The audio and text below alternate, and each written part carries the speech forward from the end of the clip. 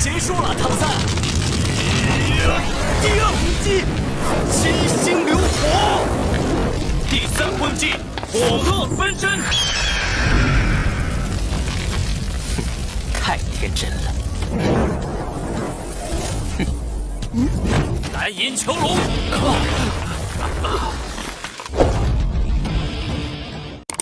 Setelah melewati pertempuran yang begitu epik, akhirnya Akademi Sri Lanka berhasil merebut kemenangan dari Akademi Chihuo. Sehingga Tangsen dan kawan-kawan menjadi tim pemegang win streak atau belum pernah sekalipun kalah sepanjang babak penyisihan tahap pertama. Sementara di waktu yang bersamaan, WoW sangat kesal karena merasa harga dirinya sebagai salah satu tim elemental terkuat benar-benar diinjak-injak, terutama oleh Tangsen. Dengan penuh emosi ia bicara kepada ketua Akademi Chen Feng yang bernama Feng Xiutian agar tim elemen angin miliknya tersebut bisa mengalahkan Akademi Sri Lanka. Dan jika Feng Xiutian berhasil, maka ia berjanji akan bersedia menjadi pacarnya. Tentu ucapan itu membuat Feng Xiutian begitu bersemangat karena sejak dulu ia memang sangat menyukai WoW.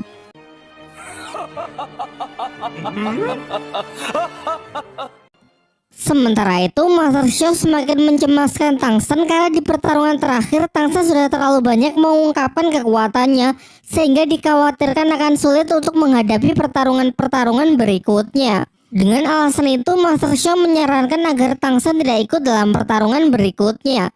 Namun berkat tekad Tangsen yang begitu kuat untuk tetap bertarung serta didukung oleh Dai Mubai dan Guru Xingming, Master Show pun mengizinkannya. Master Show lalu mengumumkan bahwa tim yang akan menjadi lawan Akademi Sri Lanka berikutnya berasal dari Akademi Changhui. Pada awalnya Dai Mubai dan yang lain beranggapan kalau pertarungan kali ini pasti akan dengan mudah mereka menangkan. Tetapi Master Show berpesan agar jangan pernah meremehkan siapapun yang akan menjadi lawan mereka. Mang Hojun kemudian memohon agar ia diizinkan ikut dalam pertarungan kali ini, mengingat sejauh ini ia belum pernah sekalipun berpartisipasi di dalam arena.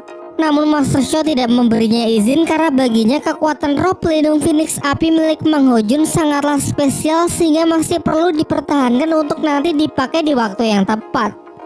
Dalam perjalanan menuju arena, mereka sempat ditemui oleh Feng Xiutian.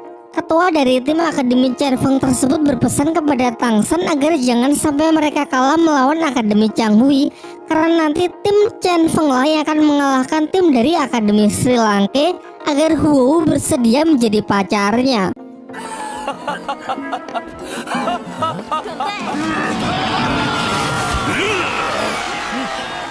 Singkat cerita, kedua tim pun mulai memasuki arena. Tim Sri Lanka maju tanpa tipe support yang mana posisi dari Jiang Su kini digantikan oleh Su Ying. Menggunakan formasi yang telah Tangsen rencanakan, mereka sangat yakin bisa memenangkan pertarungan. Sementara Akademi Changhui juga tidak ingin kalah karena mereka masih memikul dendam yang sangat besar atas penindasan yang dulu pernah anak-anak Sri Lanka lakukan kepada mereka.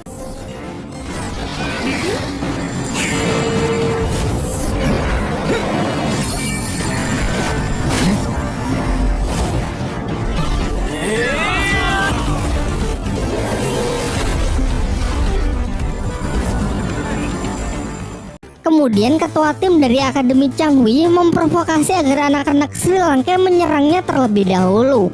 Namun Tangsen tidak bertindak gegabah dan justru merapatkan formasi. Ia sangat berhati-hati karena di pihak lawan terdapat 4 anggota yang sejauh ini baru pertama kali diperlihatkan. Ia menduga kalau formasi tim Akademi Changhui memang sengaja dipersiapkan hanya untuk menghadapi tim Akademi Sri Lanka, sehingga dalam situasi seperti ini haruslah ekstra hati-hati. Ucapan provokatif dari ketua tim sama sekali tidak bisa mempengaruhi Tangsen. Pertarungan sudah sejak tadi dimulai, namun masih belum ada pihak yang memberikan first attack.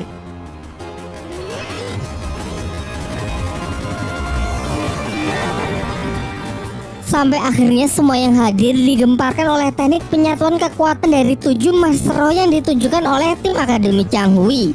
Selama ini sudah pernah diperlihatkan penyatuan roh dari 2 orang dan 3 orang, namun jika itu 7 orang sekaligus tentu menjadi hal yang sangat luar biasa. Bahkan kabarnya di seluruh dataran Dauluo belum pernah ada yang bisa melakukannya. Setelah penyatuan selesai, tim Akademi Changhui melepaskan sejumlah asap yang mereka sebut jurus ilusi 7 Asura. Jurus ini memiliki kemampuan untuk menyerang mental lawan dengan menjebak mereka masuk ke dalam dunia ilusi.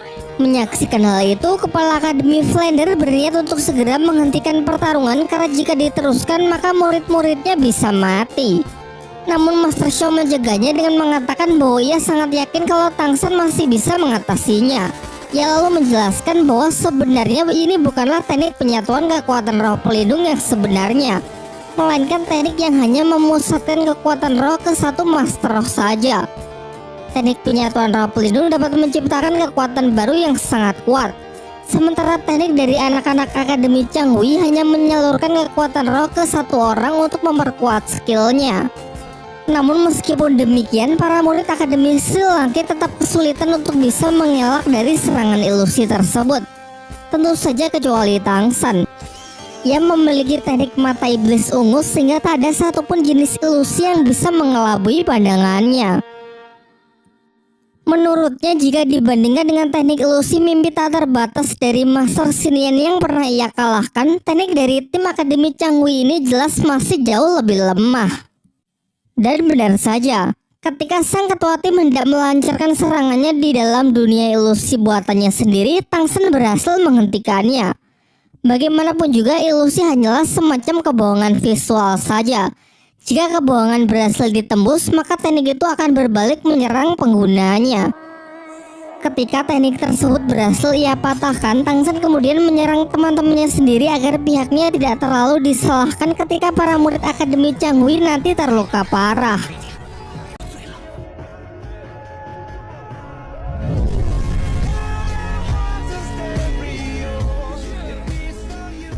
Bersamaan dengan itu, seketika seluruh arena dipenuhi oleh cahaya yang menyilaukan, dan di saat cahaya sudah menyingkir, terlihat semua anggota dari tim Akademi Changhui sudah jatuh pingsan.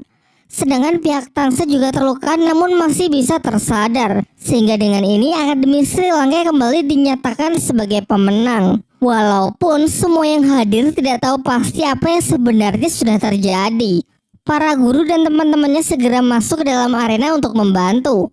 Tetapi sebenarnya pihak Tang San hanya berpura-pura terluka, berbeda dengan tim Akademi Changhui yang kemungkinan akan mengalami cacat mental akibat Tang San yang telah membalikkan serangan ilusi mereka. Bahkan Daemu Bei pun menganggap kalau kali ini tindakan Tang San terlalu kejam.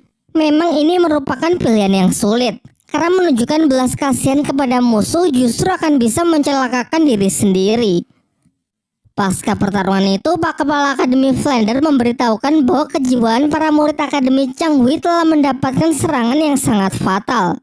Petugas medis profesional telah memvonis kalau mereka tidak bisa menyembuhkannya, sehingga para murid tersebut akan cacat mental secara permanen. Sebagai satu-satunya orang yang masih berdiri di atas arena, Tang San akan menerima interogasi dari panitia penyelenggara turnamen atas insiden tersebut. Flander menyarankan jika nanti Tang San ditanya macam-macam cukup dijawab tidak tahu. Karena saat pertarungan berlangsung memang tidak ada satupun saksi yang melihat dengan jelas apa yang sebenarnya telah terjadi. Tak lama setelah itu Guru Zhao datang untuk menginfokan bahwa utusan dari panitia turnamen sudah datang dan ingin menemui Tang San. Mereka adalah Ning Fengxi dan Salas. Interogasi pun dimulai. Salas menjelaskan bahwa di tengah lomba tim Akademi Sri Lanka telah melukai berat seluruh anggota tim Akademi Changhui hingga kejiwaan mereka terganggu dan tidak bisa disembuhkan lagi. Oleh karena itu ia meminta kepada Kepala Akademi Flander untuk memberikan penjelasan. Namun Flander mengatakan kalau ia juga tidak tahu. Guru Xingming menambahkan kalau akibat pertarungan itu pihak Sri Lanka juga telah terluka parah, sehingga tidak adil rasanya jika hanya menyalahkan pihaknya. Mendengar itu Salas pun menjadi semakin marah. Menurutnya ini semua memang kesalahan Akademi Sri Lanka karena membiarkan para muridnya untuk melakukan percobaan pembunuhan dalam turnamen. Tang San pun kemudian dipanggil untuk memberikan keterangan. Dan tentu ia masuk dengan mengikuti saran dari Flander untuk berpura-pura terluka agar pihaknya tidak terus disalahkan. Tang San lalu menjelaskan kalau ia juga tidak begitu melihat dengan jelas. Dalam pertarungan tersebut, saat pihaknya terdesak, ia hanya asal menggunakan kekuatan roh dan secara kebetulan ia bisa menang. Sandiwara itu pun kemudian diperkuat oleh Pak Kepala Akademi Flander yang memarahi Tang San. 你俩少在这儿一扯一喝，唐三。 Tentu mendengar penjelasan yang sangat tidak masuk akal tersebut membuat Salah semakin geram. Ia mengatakan kalau Akademi Sri Lanka dinyatakan bersalah dalam kasus ini karena melawan penyidikan dan menutup-nutupi praktik kejahatan. Dengan alasan itu secara sepihak ia memutuskan untuk mendiskualifikasi tim Akademi Sri Lanka dari keikutsertaannya dalam turnamen.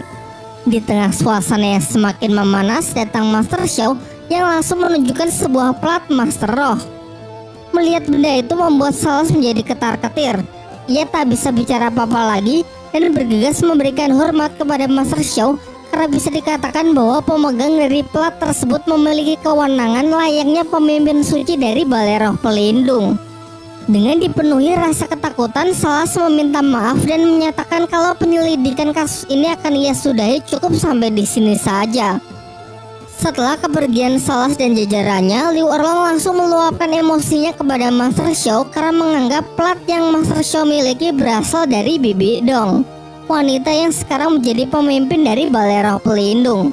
Karena di masa lalu sempat ada hubungan antara Master Xiao dengan wanita tersebut, sehingga wajar kalau Liu Erlang begitu cemburu. Kemudian Master Xiao menjelaskan kalau ayah Tang San lain telah memberikan plat pemimpin suci tersebut dulu sebelum kepergiannya. Singkat cerita, beberapa hari pun telah berlalu. Kini tiba saatnya Akademi Sri Lanka kembali maju bertarung, dan yang menjadi lawannya kali ini adalah tim dari Akademi Tiansu yang merupakan salah satu dari kelima Akademi Elemental. Dikabarkan pasca pertarungan melawan Akademi Changhui, tim Sri Lanka mengaku telah terluka sangat parah sehingga mereka merelakan 2 ronde setelahnya untuk kalah. Namun tentu mereka melakukan ini agar sandiwaranya terlihat semakin meyakinkan. Ketika briefing, Master Xiao menjelaskan kalau ini adalah ronde terakhir di babak penyisihan tahap pertama. Berdasarkan hasil pertandingan selama ini sudah ditentukan 5 nama akademi terbaik yang akan masuk ke babak selanjutnya, yaitu Akademi Chihuo, Akademi Lighting, Akademi Chen Feng, Akademi Tiansu, dan Akademi Sri Lanka. Kabarnya Akademi Tiansu adalah akademi yang hanya menerima murid perempuan saja. Semuanya adalah pemilik roh pelindung identik, yakni kekuatan untuk memanipulasi es.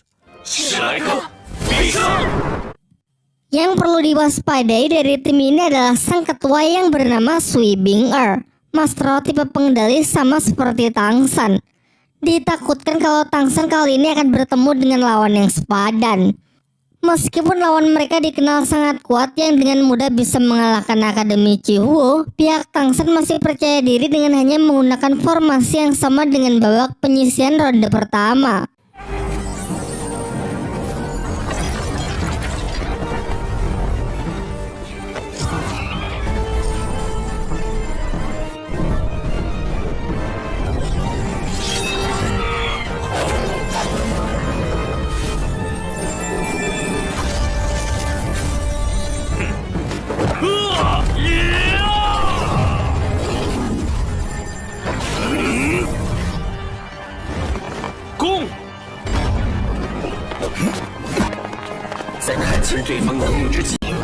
Sebelum mengetahui kekuatan lawan dengan jelas, Tang San memancing mereka dengan teknik pertamanya.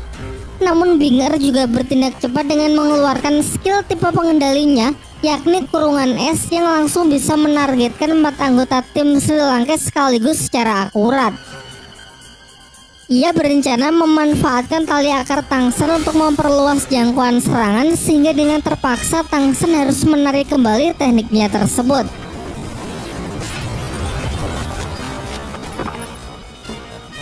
Dengan sejumlah energi roh yang mobile lepaskan, ia berhasil keluar dari teknik kurungan es dan langsung melancarkan serangan menggunakan tembakan gelombang harimau. Serangan tersebut cukup kuat untuk menembus pertahanan dari Bing-er, sehingga memberikan waktu kepada Tang San untuk bisa meloloskan diri.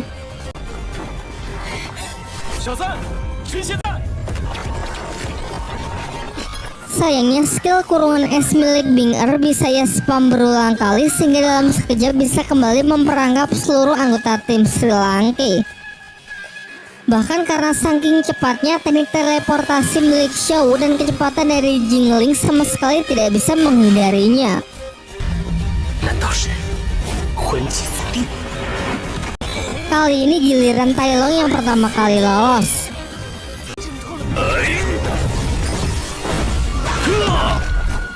Dengan pertahanan yang begitu kuat, ia bisa menahan seluruh serangan dan memberikan serangan balik yang cukup berarti.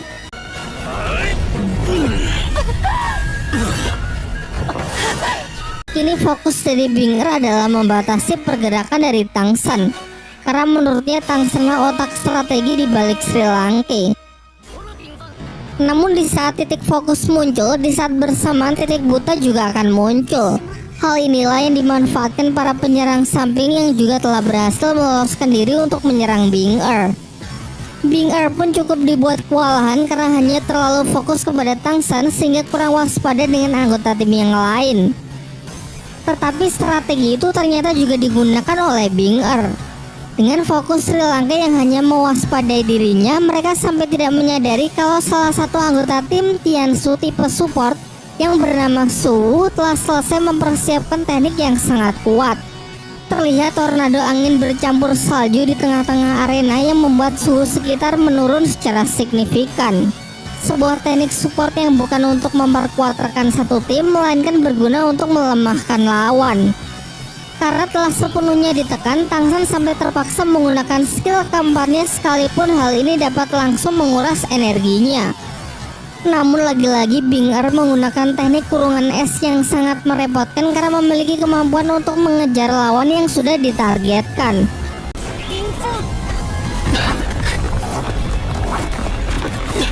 Tang San yang tidak bisa kabur memiliki ide untuk memanfaatkan skill keempatnya kandang biru perak sebagai bentuk pertahanan. Dari aba-aba Tang San, Mubai diperintahkan untuk menggunakan serangan skill keempatnya, yaitu Meteor Harimau Putih untuk menggabur 4 anggota Bing Er yang sudah dalam perangkap.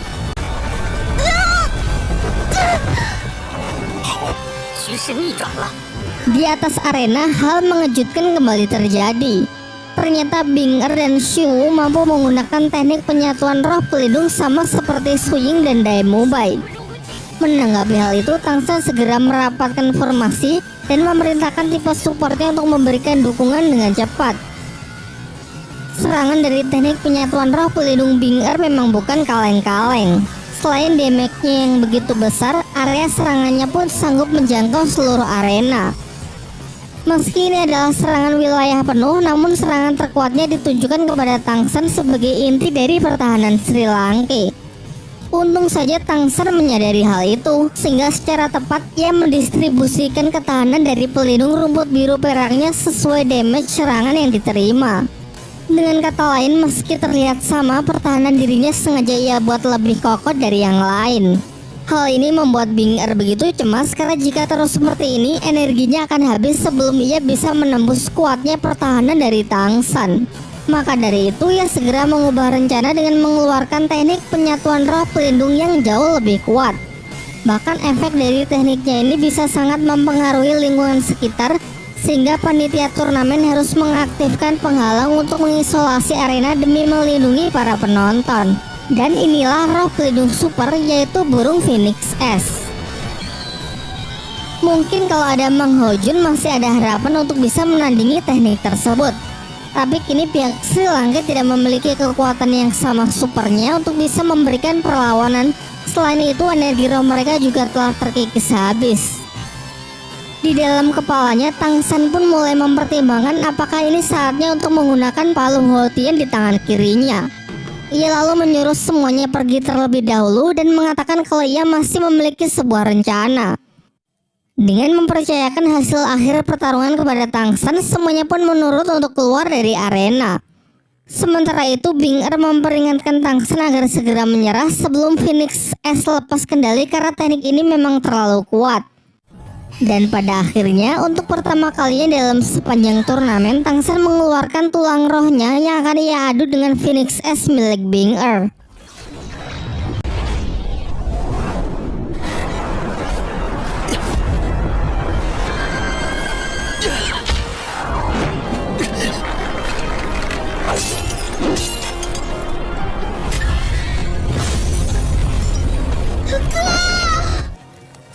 Bentrokan dari kekuatan mereka melepaskan energi yang sangat besar. Diperlihatkan pasca benturan tersebut, pecahan dari teknik Bing Er membekukan seluruh arena dan kemudian merobohkannya. Badai salju yang terbentuk membuat sebagian besar penonton tidak bisa melihat dengan jelas apa yang sebenarnya terjadi. Bing Er kemudian mengaku kalah dari Tang San. Namun Tang San menjelaskan alasan ia bisa bertahan dari teknik Bing Er karena tanaman obat yang pernah ia konsumsi. Oleh karena itu, ia tidak mau mengakui kemenangan karena kekuatannya tersebut tidak murni berasal dari roh pelindungnya. Bahkan ia terpaksa menggunakan tulang roh yang sebenarnya ingin ia persiapkan di final nanti. Karena kedua belah pihak sama-sama mengaku kalah, maka wasit pun mengumumkan hasil dari ronde kali ini adalah seri. Setelah melewati berbagai macam pertempuran yang sangat panjang, akhirnya babak penyisihan tahap pertama pun telah selesai. Kaisar Kerajaan Tiando mengumpulkan 5 akademi terpilih untuk memberikan mereka penghargaan sebelum lanjut ke babak penyisihan tahap kedua. Ia juga berjanji untuk memberikan hadiah siluman roh berusia puluhan ribu tahun kepada 3 orang peserta dengan performa terbaik nanti setelah turnamen benar-benar berakhir. Ketika rombongan Sri Lanka dalam perjalanan kembali ke akademi, Tang San dipanggil oleh Wu yang masih tidak terima dengan kekalahannya. Ia pun kini menantang Tang San untuk kembali berduel tanpa menggunakan kekuatan roh pelindung.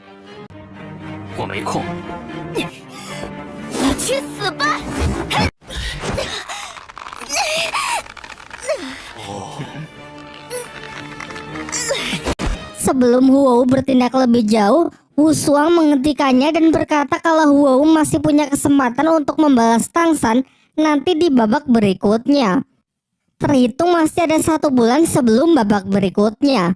Tang San meminta izin menggunakan waktunya tersebut untuk berlatih sendiri. Master Sho memberinya izin sementara untuk para murid yang lain akan berlatih di bawah bimbingannya. Sebenarnya Tang San masih sangat terpukul dengan kekalahannya saat melawan Akademi Tian Sui. Meski hasil akhir dinyatakan seri, namun Tang San masih terus menyalahkan dirinya sendiri sebagai penyebab utama dari buruknya performa tim Sri Lanka saat itu. Ia pun kini mulai mempertanyakan latihan apa yang paling efektif bagi dirinya. Karena walaupun selama ini ia sudah jauh mengembangkan potensi dari roh pelindung rumput biru peraknya, namun rumput biru perak tetaplah rumput biru perak yang masih memiliki banyak sekali kekurangan dibandingkan kekuatan roh pelindung jenis lain. Ia mencoba melihat jauh ke dalam dirinya untuk mencari potensi apa lagi yang bisa ia kembangkan. Jika ini waktunya melatih kekuatan Palu Houtian, bagaimana dengan segudang masalah roh pelindung ganda yang sampai saat ini belum terpecahkan? Sin kemudian beralih memperlihatkan jauh ke dalam hutan, yang mana di sana terdapat kakek dugu yang sedang menemui seseorang. Orang tersebut bernama Yue Guan, Master Roh bergelar Doluo level 95 dari Balai Roh Pelindung. Merupakan pengguna kekuatan roh pelindung bunga krisan yang membuatnya sering dijuluki sebagai Master Krisan. Diceritakan kalau di masa lalu ia sering berselisih dengan kakek dugu. Puncaknya pada 10 tahun yang lalu, Master Krisan bersama rekannya mendapatkan misi untuk memusnahkan seluruh garis keturunan dari klan dugu. Namun kala itu beruntung Kekaisaran Tiando berpihak kepada kakek dugu sehingga ia berhasil selamat. Kini untuk membalaskan dendamnya tersebut, kakek dugu berniat untuk menghabisi Master Krisan. Master Krisan memulai pertarungan dengan skill kelimanya, sebuah teknik luapan energi yang mampu mengeluarkan wujud mirip shuriken yang bisa ia kendalikan untuk mengejar dan menyerang target.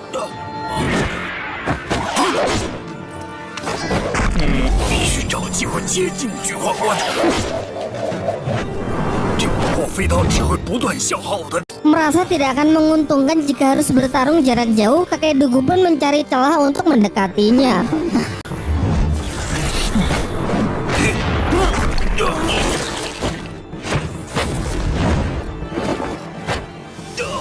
Di sini Master Krisan cukup terkejut melihat ketangkasan dari kakek dugu, mengingat seharusnya racun orang ini sudah menyebar ke seluruh tubuhnya.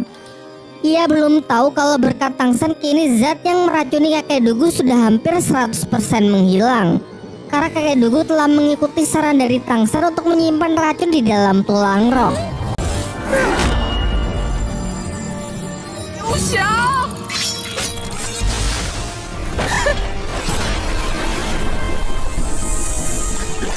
Meskipun mereka sama-sama Master Roh bergelar dulu, namun dilihat dari level, Master Krisan lebih unggul 3 angka.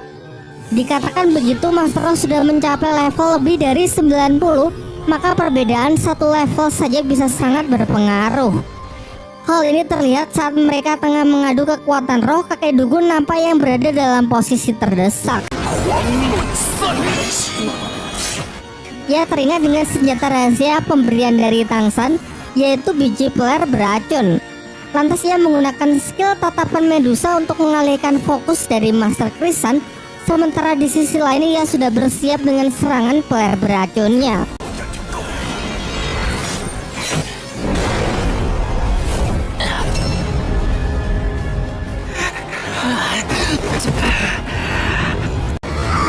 Rencana tersebut akhirnya berhasil melukai Master Krisan yang sempat lengah, sehingga ia terpaksa mundur karena meskipun racun tersebut tidak mematikan, tetap saja bisa melemahkan kekuatannya.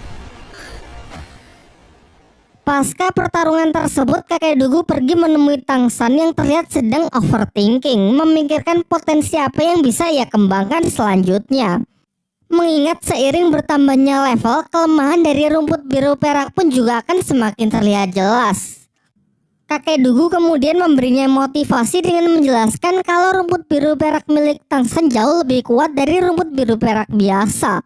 Selain itu, dengan statusnya sebagai pemilik roh pelindung ganda, ia berpotensi besar untuk menjadi Master Roh bergelar dahulu termuda, bahkan jauh lebih kuat melebihi ayahnya sendiri.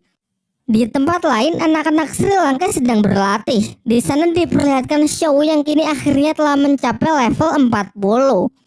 Mengingat ia adalah satu-satunya yang tidak memakan tanaman obat dari Tangsan, sehingga wajar jika ia cukup tertinggal dengan teman-temannya yang lain. Kembali ke Tangsan dan kakek Dugu, ketika hari mulai gelap, kakek Dugu mengajak Tangsan berjalan-jalan sambil menceritakan pertarungan tadi melawan Master Krisan, seorang Master Roh bergelar Doluo dari Balai Roh Pelindung. Ia sangat senang karena berkat senjata rahasia peler beracun dari Tangsan, untuk pertama kalinya ia bisa mengalahkan musuhnya tersebut. Kakek Dugu menjelaskan bahwa dengan menambahkan kekuatan roh pelindungnya ke dalam serangan senjata rahasia, ternyata bisa meningkatkan kekuatannya berkali-kali lipat. Dari cerita tersebut, Tangsan pun kini telah menemukan ide harus bagaimana latihan untuk dirinya selanjutnya, yaitu dengan mengkombinasikan kekuatan rumput biru perak dengan senjata rahasia. Ketika hari sudah gelap, kakek Dugu mengajak Tangsan berkunjung ke wilayah kedutaan Balai Roh Pelindung yang berada di kota Tiando. Kalau dilihat-lihat, kekuatan militer di sini bahkan melebihi kekuatan militer dari kerajaan Tiando itu sendiri. Tangsan lalu menceritakan mengenai turnamen Akademi Roh Elit yang sedang akademinya ikuti.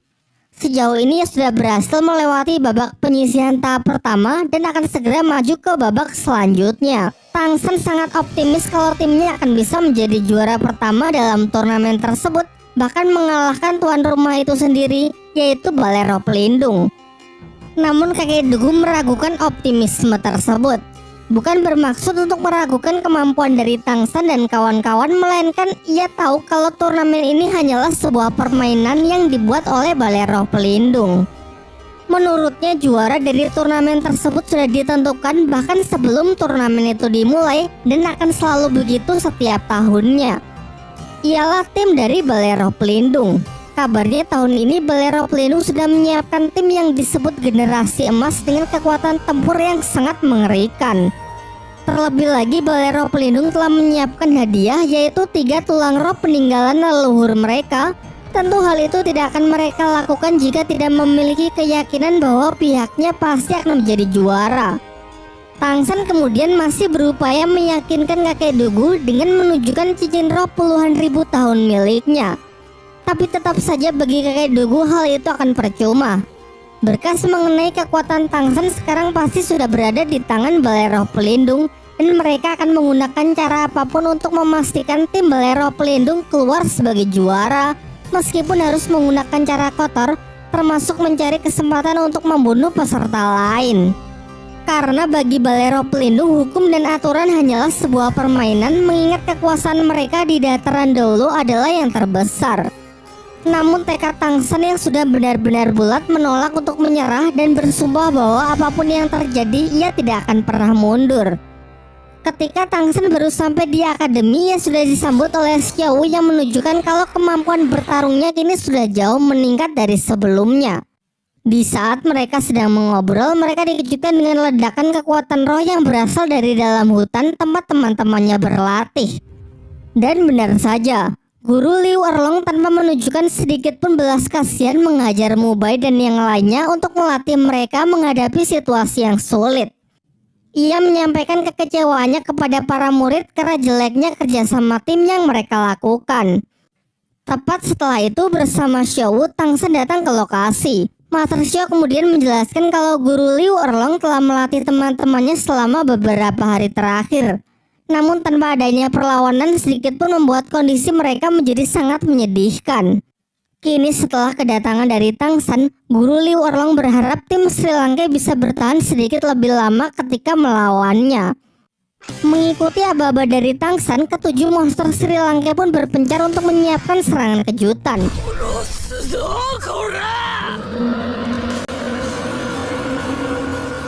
Mubai dan Meng Hojun ia perintahkan agar menghemat energi roh guna menyiapkan teknik terkuat di waktu yang tepat.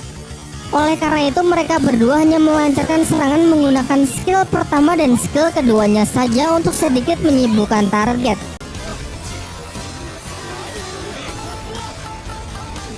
Sementara Xiao dan Suying akan berperan sebagai pengalih perhatian dengan serangan jarak dekat. Mengandalkan kecepatan dan kekuatan yang diperkuat oleh skill Ning Rongrong, Suying dan Xiao bekerja sama menyerang Guru Liu Erlong dari jarak sedekat mungkin sesuai arahan dari Tang San.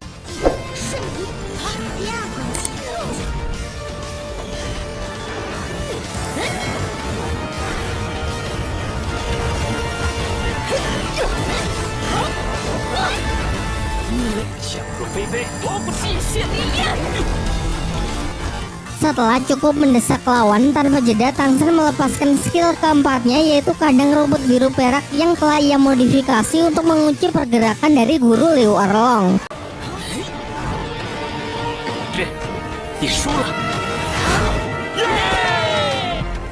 Berkat kerjasama yang sangat baik, tim Sri Lanka pun dapat mengalahkan Guru Liu Erlong.